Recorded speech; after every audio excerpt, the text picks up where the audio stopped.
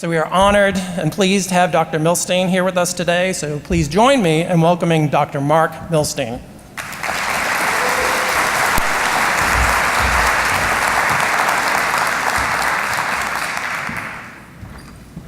Thank you so much for having me. I'm excited to share with you some of our latest insights into innovative thinking, creativity, and collaboration by understanding some key insights into how our brain works. Before we officially start, I just want to do a quick brain warm-up. So what I'm going to show you is a short video, and I want to tell you if you've seen this video, please don't shout out the answer. It ruins it for everybody else. But what you're going to see is a group of basketball players, and they're going to be passing a basketball back and forth. And all I want you to do is count the number of times the basketball players wearing white pass the ball back and forth, okay? So how many times do the basketball players wearing white pass the ball back and forth?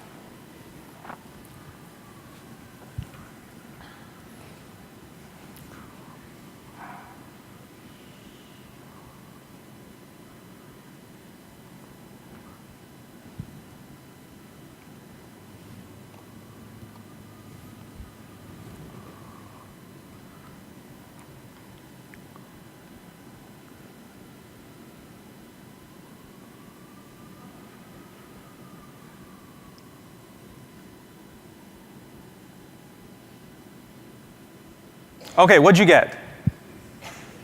What'd you get? 16, very good. And who saw the gorilla? Who did not see the gorilla? Don't feel bad if you didn't see the gorilla. Who didn't see it?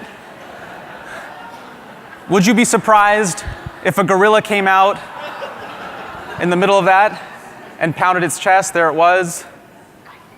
If you did not see the gorilla, let's say you did see the gorilla, did you notice that the screen changed colors? Did you notice a player walked off? The reason I show you this is it shows us how bizarre our brain really is. For those of you who did not see the gorilla, it's actually amazing. I asked you to focus on something, and your brain didn't see a gorilla right in front of you. That's incredible that your brain can actually focus and do that. If you did see the gorilla, don't run out of here in a panic. It doesn't mean something's wrong with your brain at all. But it just shows us that the way we think about our brain and how we're seeing things and observing things is not exactly how it's really happening. So I want to go deeper into this, and I want to talk to you about innovative thinking. For a long time, people thought that innovative thinking was just mysterious, that people got great ideas almost from the heavens above. But we live in incredible times in brain science, and we can start asking and answering really incredible questions, like what's actually happening in your brain when you have that great idea or that breakthrough thought? And you might be saying, well, how do they even test creativity? Well, because we can take people and put them in brain scanners and see what's happening in their brain, you can ask questions like this. Have somebody play the piano in a brain scanner, play a song they already know how to play, see what their brain looks like, or then have them go in a brain scanner and make up a song on the spot and see that their brain actually looks very different when they're being creative. Based upon these insights into brain science, we've been able to look at things from a new perspective. What is science and what is myth? So who here has heard of right brain versus left brain? Do you think that's real or do you think that's a myth?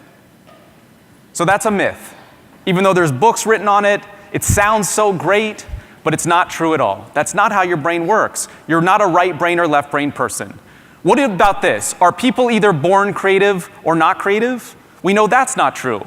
Creativity, innovation can be taught. We can learn simple steps that can make our brain more creative. We can practice things that can make us take in more information. So, scientists have studied individuals who have achieved great success in all different types of fields. You name it, math, science, the legal world, filmmaking. And when they study them, they find out that no matter what field they're in, they all pretty much do the same pattern when they're thinking. They all follow a couple simple steps. And we can really learn from these steps. You might be doing them in your own life, but we can learn about ways that we can even optimize them. Okay, so this is the creativity formula that these scientists found. Essentially, individuals are able to learn a lot and then take that information to a new place. It sounds really simple, but how do we actually do that? How do we optimize those two steps? So let's start with the first part. What are simple tricks we can do to maximize learning the most in the least amount of time? How do we get the most information in our brain based upon our latest understanding? And you might have experienced this in moments when you are in the zone, or you're in what they call a flow state. You're doing your work and you're not even aware of the time, you're just locked in. Bill Gates talks about this, presidents talk about this. So let me ask you this question. Does this look familiar? Does this look like deep work? Right? It looks like an average day, right? You're checking your phone, you're on the computer, you're going back and forth. So there was a study done recently where they did an experiment just like this. Imagine you're all in the experiment. Everybody over here, you're going to learn some information, and then I'm going to give you a test.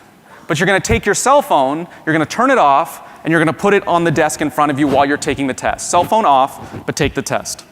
Everybody over here, you learn the same information, you turn your cell phone off, and I'm going to take your cell phone and put it in another room so you can't even see it. You all take the same test, you all learn the same information. Who do you think does better? Cell phone off in front of you or cell phone in another room?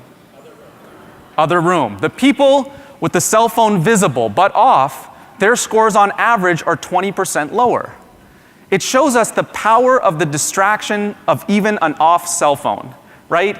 If you see your cell phone, you probably very likely are thinking, I wonder if I'm getting a message, I'd love to check it. These things are highly addicting, and we'll talk about that more in a minute, but I want you to keep that in mind. What about this?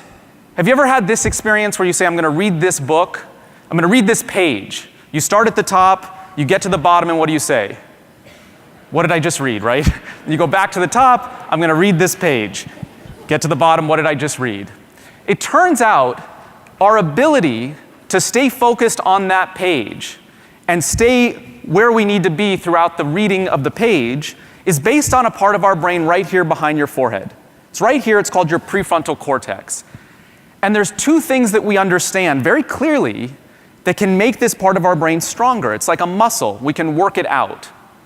And so it turns out one of those things is something we're going to talk about in the next session. If you're not going to be there, it's going to be videotaped, but it's something called mindfulness. It applies to stress, and it also makes our ability to focus stronger. It's something we can practice. But there's also something very simple we can do. You can almost think of this part of your brain like a muscle. And if you go to the gym, you really want to work out this part of your brain. Taking time each day and just doing this simple practice. I'm not going to daydream. I'm not going to get up for a snack. I'm not going to check my email. I'm going to possibly put my phone even in another room. No distractions. I'm going to set a timer, even for just 5 minutes. And I'm just going to lock into what I need to do. Just simply focus in the deepest state possible. It can be challenging. And what we find is that if people practice this for about 5 minutes, and then they work up to 7 minutes, 10 minutes, they start to strengthen this part of their brain. They increase their focus. A very simple practice. But you might be asking, okay, I'm focusing on things, but I find myself forgetting things, which I want to tell you is very normal. It's nothing to be concerned about in most cases. Have you had this experience? You go to the refrigerator, you open the door and you ask yourself what? Why am I standing at the refrigerator, right? You walk into a room, you flip on the light switch, you say, why am I in this room? People start to panic. In most cases, not something to be worried about. What about this moment? You say to yourself, I'm going to remember this person's name. You shake their hand, they tell you their name, what happens to their name? Disappears into thin air. Why does that happen? It's based upon a part of your brain I want to tell you about, and it's really our understanding of it is based upon this person on the left, HM. Considered the most famous patient in brain science. Did anybody see the movie Memento? Anybody remember that movie? Okay, so that movie was about an individual who's really based on HM. So HM's story is this. When he was a little kid, he was a normal child, and he was riding his bike one day, and sadly, very tragically, he fell off of his bike, and he developed debilitating seizures. And doctors tried everything, and they couldn't get anything to get the seizures to go away. He couldn't go to school. When he grew up, he couldn't work. Seizures every day. What doctors did is they did a radical surgery. It's never been done since. They removed a part of HM's brain. So what you're looking at is HM's hippocampus. All of us sitting here, we have two of these structures in our brain, two hippocampi, two hippocampus. When they removed HM's hippocampus, his seizures essentially went away. But he was left with a devastating side effect. He could no longer learn new things. He couldn't learn any new information. In fact, his memory only lasted 7 seconds. So if you were to meet him and you were to sit down and talk to him, 7 seconds later, he'd have no idea who you were. You'd have to reintroduce yourself.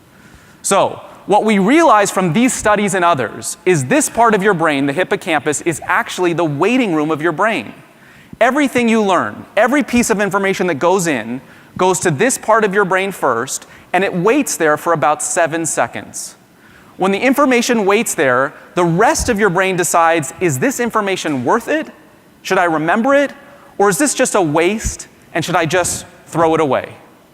So remember in the old days when we had to actually remember a phone number? You had to write it down. You didn't have a pen, you couldn't write it down. Somebody would tell you their phone number. How would you remember it? You'd repeat it, right? Every time you repeat that number, you essentially reset the clock and give yourself another 7 seconds. That's how this part of the brain works. It's a 7-second holding area of your brain, the waiting room. Your brain decides, is this worth it, keep it, or throw it away? Anybody know why they call this the hippocampus? Anybody know? So it looks just like a seahorse, which in Latin is hippocampus. So if you're ever on Jeopardy, you'll get this one right. But right now, one way to think about it is your hippocampus is making a decision. Is learning about my hippocampus worth it, or should I just throw this information away, right? But it's worth it to think about this, because the next time you're standing at the refrigerator and you ask yourself, why am I standing here? Ask yourself this question: what happened 7 seconds ago? 7 seconds ago, you were probably sitting on the couch or somewhere, and you said, I want to go to the refrigerator. And in those 7 seconds, did something distract you? Did you get a phone call, a text message? Did somebody call your name? Did anything happen where your brain switched its focus? And in that time, what did your hippocampus do with what you needed in the refrigerator? It threw it away. Another way to think about this is when you meet someone and they tell you their name. In the 7 seconds that they told you their name and then it's gone, very likely you were thinking about something else, right?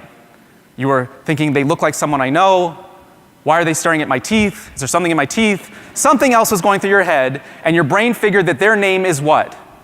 Not important, and it threw it away. So, a little quick tip based upon brain science. The next time you meet someone at this conference or back in your day-to-day life, and they tell you their name, take a moment and imagine yourself writing their name on their forehead.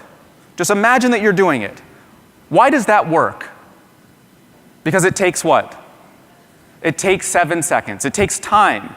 And if your brain is fixated on their name for about 7 seconds, your brain will say, oh, this is worth remembering, and it will go into long-term memory storage. It sounds so simple, but what we're learning is a lot of our memory issues in our day-to-day life are based upon the fact that we're really just very much distracted. Our brain is evolved, it needs 7 seconds to focus on something based upon this hippocampus structure. But we live in a world where oftentimes we don't even have 1 second, right? Things are coming at us from 100 miles an hour, from 100 different directions, and we're not even taking 7 seconds to focus on something and let it actually go deeper into our brain. Multitasking, although it's sometimes a necessary part of life, can be definitely multi-distracting. People are startled when they take that extra time to really say, I'm going to focus on this for an extra few seconds, how much more they actually remember. Okay, that part of your brain called the hippocampus, there's 3 ways that we clearly understand to make it stronger. We want this part of our brain to be bigger, like a muscle. There's one thing that study after study shows that makes the hippocampus bigger and stronger. Anybody know what that is? It's walking. Walking about 30 minutes a day in study after study shows that it makes this part of our brain involved with memory much stronger. We realize how powerful 30 minutes of walking a day is for our memory. What's interesting is the studies are really suggesting it doesn't even have to be 30 minutes all at once. 10 3-minute walks, 3 10-minute walks, just getting 30 minutes of walking a day.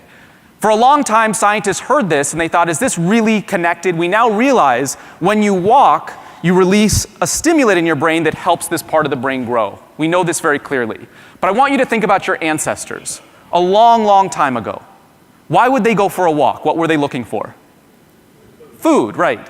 So your ancestors that went for a walk, they went looking for food, they found food, the walking activated their memory, they were able to find their way home. They're your ancestors, right? But your ancestors that went for a walk, they couldn't remember how to get home. They're not your ancestors, right? They got eaten by bears, they didn't make it home, they didn't pass on their genes. We're the offspring of people who walk and remember. What about taking the stairs? This is one of my favorite pictures. I'm guilty of this myself. These are people taking the escalator to the gym. I like to count this as part of my workout. But the idea is we also have studies that just simply choosing the stairs over the escalator, they track people for a year. Just taking the stairs over the escalator once a day, people's hippocampuses were larger. This part of the brain grew. So simple little exercises, it doesn't have to be too much, really actually improves our memory. The last thing that makes our hippocampus bigger, I'll save to the end because it's surprising, ties into what we talk about at the end. So the third thing. I want to give you a couple more tips on how to boost focus, and then we'll talk about collaboration. Have you had this experience, the ride to the airport? There's basically two types of people in this world, right? People who are going to the airport and they pack ahead of time. They have their list, they check it twice. By the time the Uber or the Lyft arrives at the door, they're all ready to go. Then there's the other type of person, and they don't start packing until when? Till the Uber is outside the door, right? What we realize is that what's happening is, in order for us to pay attention and focus and get a task done, a chemical has to be released in our brain. And some people need more excitement, like the Uber outside the door, or the night before the test, to actually get the chemical release so they can actually focus on what they're doing. That chemical release is dopamine. And some people need more excitement than others to get it going. But let's talk about ways that we can release dopamine. And this is the chemical that helps us lock in and focus in the brain. We want dopamine to be released. It helps us focus and pay attention. Dopamine, when it's released in your brain, it's like your brain has a spotlight, and it can zero in on the thing that you're focusing on. So what boosts dopamine? Have you had this experience? You're driving from home to work to home, somewhere you go all the time, and you arrive at work and you say to yourself, what? How did I do this, right? You basically did most likely the most dangerous thing you're going to do all day, and you weren't even paying attention. Amazingly, when your brain has been doing the same things over and over again, and you're driving and your brain goes, oh, it's that stoplight, then it's that street sign, I get this pattern, I get the next step, I'm not going to waste precious energy thinking about this. I'm going to go into what we now call autopilot mode in the brain. Your brain just goes almost like in a trance. This is an experience you have a lot of the day. This is why you can't remember if you locked the front door, if you left the stove on, because our brain is constantly going into autopilot. If you're driving and something surprising happens, then you pay attention, right? And what we realize is the element of surprise in our life, the element of newness, is the thing that causes dopamine to be released in the brain and helps us really focus. Think about your ancestors a long time ago. When it was life as usual, they could go into an autopilot mode. Save energy, they don't really need to think or be conscious of what's happening. But if something new or surprising happened, their survival was based upon them paying attention. New, surprising environments really help us pay attention. So, we see these studies that show if you're working and you're feeling like you're having trouble focusing or getting revved up to do what you want to do, should you work always in the same spot, in the same office room? There's something to be said for every once in a while, if things are getting stale, going to a new place in your office, going to a new coffee shop, having a meeting in a new place. Even this meeting today, all of you coming to a new location is hopefully releasing dopamine in your brain, helping you pay attention. You're in a new environment. Understanding this for your coworkers, for yourself, that from time to time we just need new environments. The new environment is surprising to our brain. It releases dopamine. Sometimes out-of-the-box thinking requires we get out of the box, right? We get to a new location. Richard Branson, CEO of Virgin and other companies, when he's going to have a brainstorming session with people, before he does that, he makes sure they do new and surprising things. He goes kite surfing with them, right? We don't all have to go kite surfing. But what we can do is just find little things that are exciting, little things that are new, little things that we haven't done before. Try a new experience. It releases the dopamine as part of a team-working exercise, helps us focus, also helps collaboration. Surprising the brain. The other thing is reward. Reward helps us focus. There's two types of reward, though. Two types of rewards. So here's the $100 bill. That's one type of reward, money, right? Now, interestingly, if I give you $100, what do you think happens to the dopamine in your brain? You release it. You pay attention. You get excited. What about on day 2, if I give you another $100? Do you think you release as much dopamine on the second day? A little bit less. And then what about the third day? A little bit less, a little bit less, a little bit less. You might say, oh, that would never happen to me. But if you get the same reward every day, the first day it's really exciting, but there reaches a point where it's called diminishing returns for that same reward to the brain. It doesn't mean there's anything wrong with these types of rewards. They can be really good. If you've ever been to the fair and you take that hammer and you hit that thing and it causes the thing to go way up and it's a big spike, that's what monetary, material rewards do to the brain. They give a big dopamine spike in the beginning. Over time, they can wear off, but that big dopamine spike can be important. It can be helpful. It can be motivating. But we also realize that there's a way to get a steady dopamine release in the brain. It's not all the way up and then all the way down. It's more of a tapping and a release of dopamine at a steady state. And it's finding a deeper meaning and a deeper purpose in what we're doing. And I know your job absolutely has that in many, many ways. So just reminding ourselves of the mission of our jobs, that it has a purpose, that we're growing as a person, that we're getting greater responsibility, we're mentoring, we're helping people. Those things cause us to have that steady flow of dopamine in the brain that keep us engaged. There's nothing wrong with using both, big rewards that are materialistic or even monetary, but mixing them with that greater sense of purpose keeps the brain in a healthy, attentive state. Okay. What we realize is boredom is essentially the #1 killer of engagement, creativity, and cooperation in the brain. If we're doing the same things over and over again, with no surprises, we're not learning something new, we don't feel like we have a sense of purpose, that we're growing, that we have responsibility, that we're mentoring, the brain gets a dopamine withdrawal. And when the dopamine withdrawal happens, the brain goes searching for it elsewhere. And we go outside looking for a place that we can get something that gives us that hit back. So finding in our workplace ways to bring this back, new experiences, new challenges, very important for coworkers and for ourselves. Okay, why are cell phones so distracting? We talked about this in the beginning. We said that if you had them on your desk in front of you, even if they're off. If we put together everything we've talked about, your cell phone is really the most distracting thing we could have ever devised. It's a very addicting machine because your cell phone is filled with what? Two of the things we talked about. Surprise and reward. Every time you get a message, it's surprising. You don't know what it is. And every time you open that message, what do you think's released in your brain? Dopamine. You get a dopamine hit. And that's why our cell phones are so addicting. They can be great tools, we can use them for good, but just being aware of how addicting they are to the brain, because they tap into two of the most powerful forces in our brain, surprise and reward, shows us that there needs to be times where we just take a break from them so we can truly focus. Okay, what about brainstorming? There's some interesting insights into brainstorming. A key way to make brainstorming most effective is if you have a brainstorming meeting with your coworkers or your team, is to make sure everybody comes to the session with ideas already.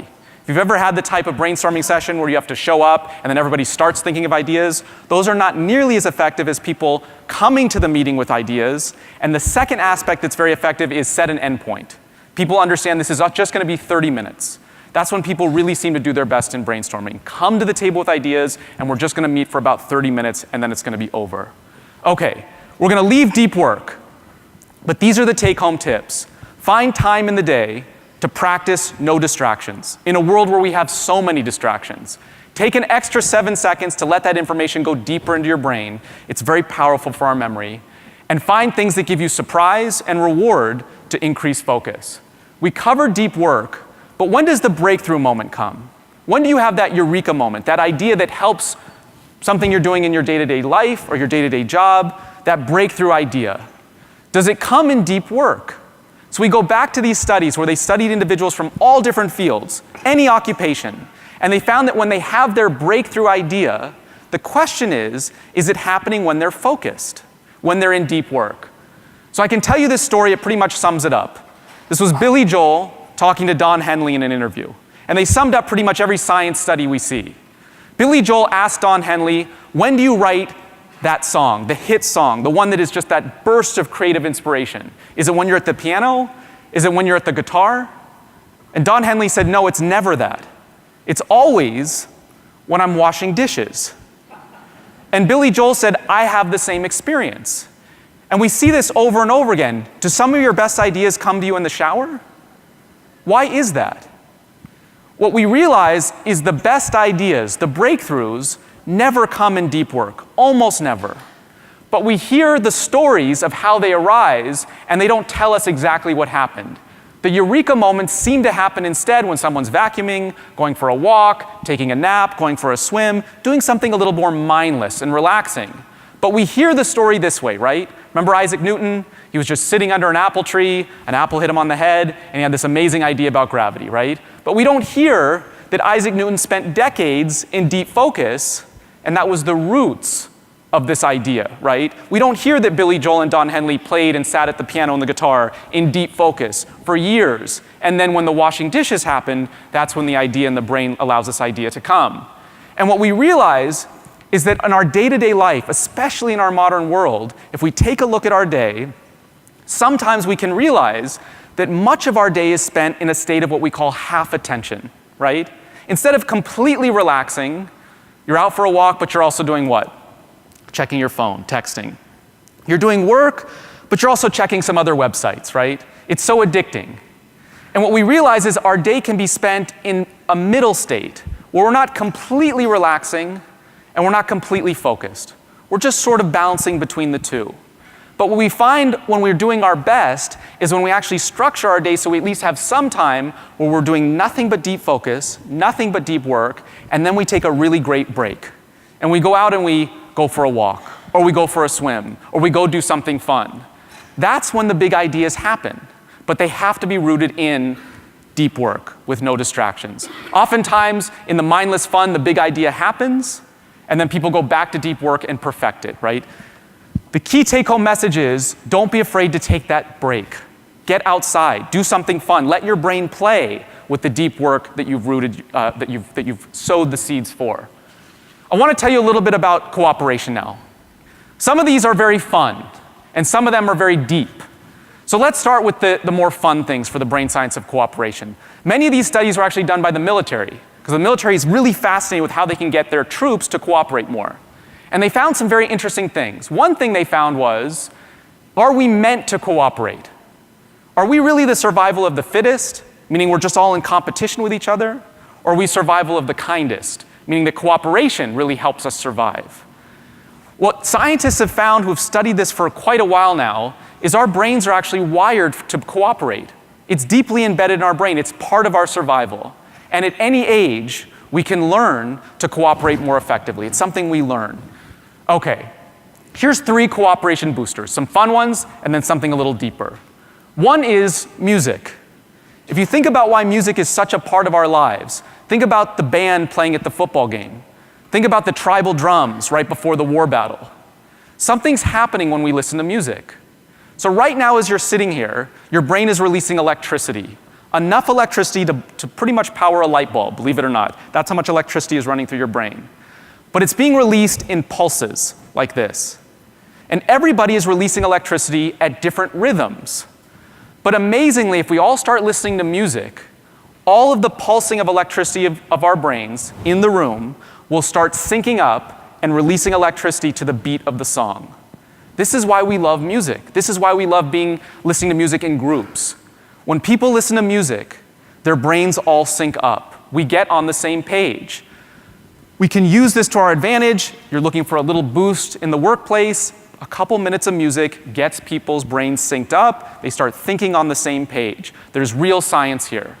Another thing we've seen in studies done by the military is if you just take a couple moments and you find time to have teams experience awe, that moment of awe. So taking a trip to going to a museum, taking a trip to go outside and look at the stars, some activity where you together do something that's awe-inspiring, a hike, anything, the brains start to sync up, they cooperate more. That electricity in the brain starts to sync up. What about eating together? This is a really interesting study. Do you think if you eat with people, you're more likely to get your brain syncing up with them? What do you think? Do you think you have to eat the same food? So in this study, they had people negotiate a contract. And everybody over here, you ate the same thing as the person you were negotiating with. You both had a salty snack or a sweet snack, but you ate the same thing. Everybody over here, you negotiated, but you didn't eat the same thing. Who do you think got to their negotiation endpoint faster? The people who ate the same thing got there faster. Something to think about the next time you're negotiating your salary with your boss or a coworker. Which way you want it to go, you can push it in a direction. But I want to go deeper now, to the roots of cooperation, to things that we can really go deeper into the brain and talk about. Creating the right environment for ourselves and those around us is really the roots of cooperation. And part of that is making other people feel comfortable, making people feel like they like the people that they're with. This is really true in business and personal relationships. And so we ask this big question: how do we make people feel comfortable? It turns out that people are most comfortable around people they like. That doesn't sound so surprising. So the question is, what do people like? What do you think? People overwhelmingly like themselves. People really like themselves. And so a study was done at the University of Chicago where if you were in this study, this is the way it would work. You'd be going to a conference and you wouldn't know that half of the people there were actors. And it was a conference where the goal was for you to buy things. It was actually a sales conference. And so half of the actors were salespeople, and when you talked to them, they would subtly mimic everything you were doing. The way you talked, if you scratched your face, they would subtly mimic it. Very subtle. And the other actors went out of their way not to do this. At the end of the day, they asked two questions. They started interviewing people and saying, did you like the person you were talking to, that you were paired up with? People overwhelmingly said, the person who was, they didn't know that they were being mimicked, but they said, that person I was talking to, I really liked them. Something about them I really liked. And who do you think people bought more from?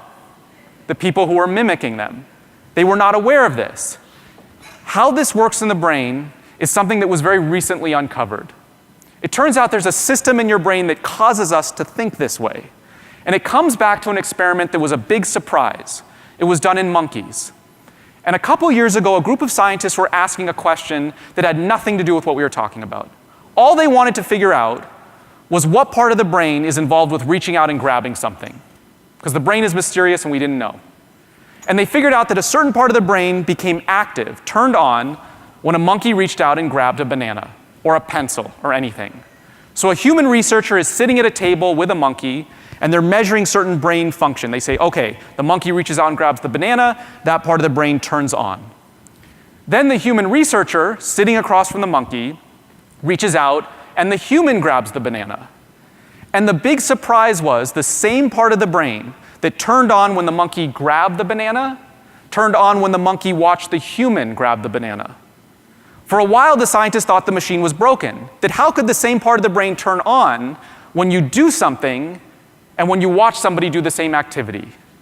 What they realized from this is that our brains are really synced up. The same part of the brain becomes active when we do something or we watch someone else do it. Seeing and doing are related in the brain. This is why we love to watch sports. If our brain didn't work this way, we wouldn't go to sporting events. The Super Bowl would have been empty. No one would have been watching. Because when you're watching sports, what's happening in your brain? It's becoming active as if you're playing the sport. You might not feel that way, but that's what's happening in your brain. This is why we cry at the movies, right? You sit in the movies, it's completely dark, you don't know the person on screen, most likely you don't know them, they're not even a real person. They're a character, but when you see that close-up of them crying on screen and their face with the tear rolling down, what happens to your brain? The part of your brain that controls your ability to cry turns on. We're synced up with the people around us. What we're learning is we desperately crave this. We want this. We want other people to feel what we feel. And the way this works is we mirror other people. We mirror other people's expressions. We let them know we understand them. We sync up. This is why, if you've had this experience, you're walking by somebody and you smile at them and they don't smile back. How does that feel? It feels awful. It feels weird. Because their mirror system is not syncing up with yours. You're not connecting with them. You want them to smile back so that your brain recognizes that feeling and that emotion. You get me, I get you. What about this? You send someone a text message, right? And they just write back no. Have you had this experience? And you think to yourself, is this person upset? I don't quite understand what they're thinking, what they're feeling. Did I say something wrong? What do they mean no? And then they just add that, right? and everything changes. I get it now, right? What's really happening is you look at that smiley face, and what happens in your brain? The part of your brain that controls smiling turns on, and you actually smile yourself. Okay, I get it, this makes sense. We don't really understand words that well. We understand facial expressions. That's what we really connect with. What we realize from this is the way we understand other people. This is the way we understand that people understand us, by sinking in and understanding their facial expressions. Mimicry makes us feel safe. You get me. I trust you. This leads to safety. This leads to cooperation. The root of all of this, really what we're talking about, the root of all of this is empathy.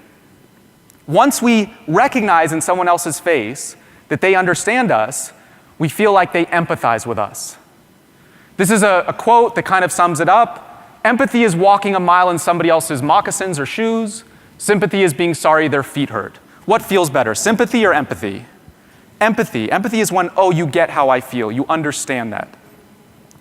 What we realize from this is that the ability to empathize, a key part of it, is our ability to read another person's face and for them to send that back to us. It's almost as if facial expressions are contagious. You smile, somebody catches that emotion, and then they send it back to you. I get what you're talking about. In all the complexity of human emotions, if you think about often when you're angry, oftentimes it's because you feel like somebody doesn't get you. They don't understand. They're not listening. They're not understanding how you're feeling. Just to give you an example of this, of how powerful this is in a very simple study, the human brain is really good at recognizing facial expressions. I could show you a whole list of facial expressions and you'd be able to pick out what they mean. But if I repeat the experiment with you, and I say now you have to pick out what a facial expression means, but I want you to bite down on a pencil and hold that pencil in your mouth. Do you think people have a harder time gauging the expression now, what it means? And the answer is yes. They have a much harder time pointing out what that expression is. And the reason that is in order for you to understand what an expression is, you have to subtly mimic yourself. And if the pencil's in the mouth, what we see is your facial muscles can't mimic the expression and send the feeling to your brain so you understand what it means. This might sound bizarre because it's not the way we think about how our brain works, but the way we feel people and understand them and communicate is by mimicking facial expressions back and forth.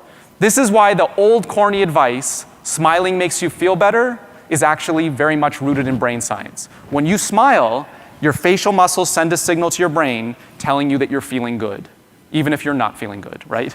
So, have you had this experience? You're talking to somebody, and they're on their phone, and you say, are you listening? And what do they say? Yeah, I'm listening. I'm listening.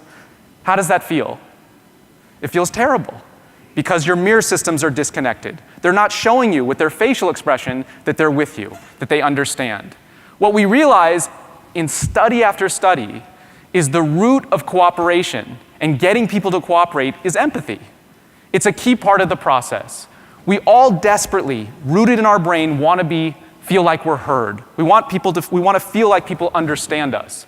In a world where we're losing eye contact, modern technology is distracting us, this simple notion of just in our teams, in our personal lives, in our business relationships, taking an extra second and just looking in other people's eyes and mimicking their expressions, not over-mimicking them, but just letting them know that you're there, you're with them, you hear them, you understand them. It really can change dynamics.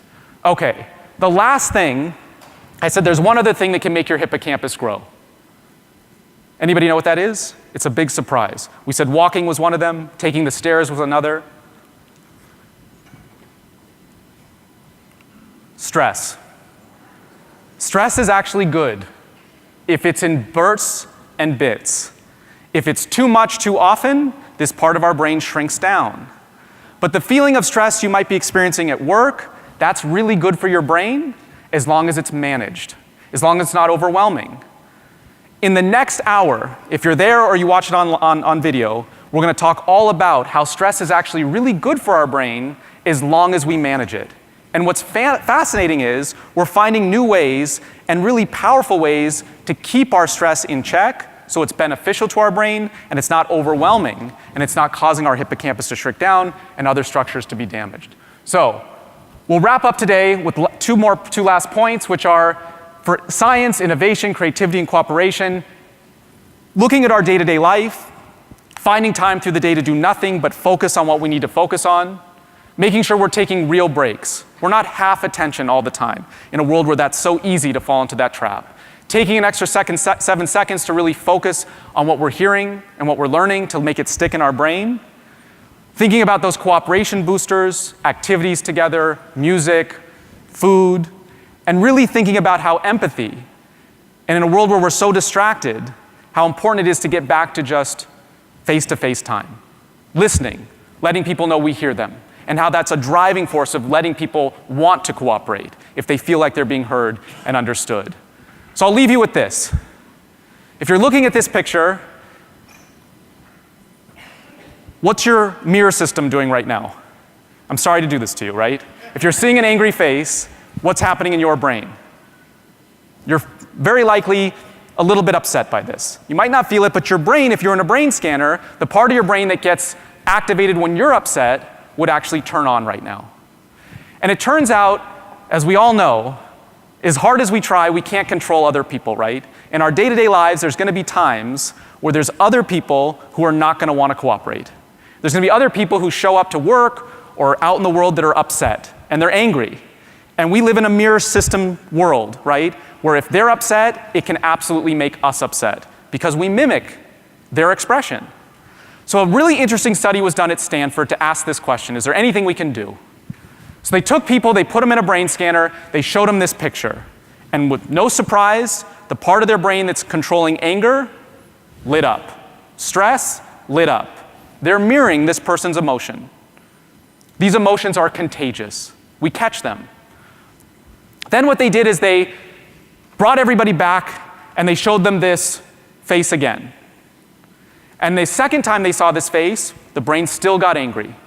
The anger part of the brain lit up. But then they tried a little tweak. They took half the people and they said, before you look at this face again, we want to tell you something. This person, they're angry, they're upset, but on their way to work today, their car died, their cat was at the vet, they have bills that are overdue. They're having problems, but it has nothing to do with you. They're not mad at you.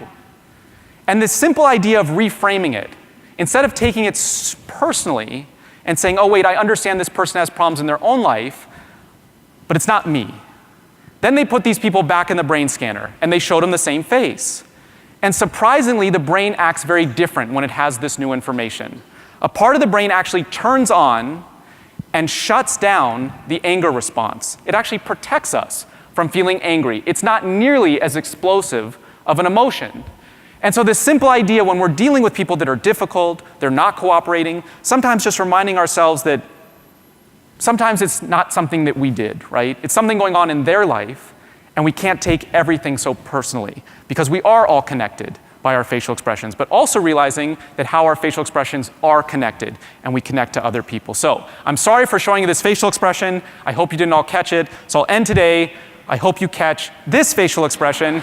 I hope you leave here with a good feeling. Thank you so much for listening. I'm happy to answer any questions at all about any aspect of this or any aspect of brain science in general.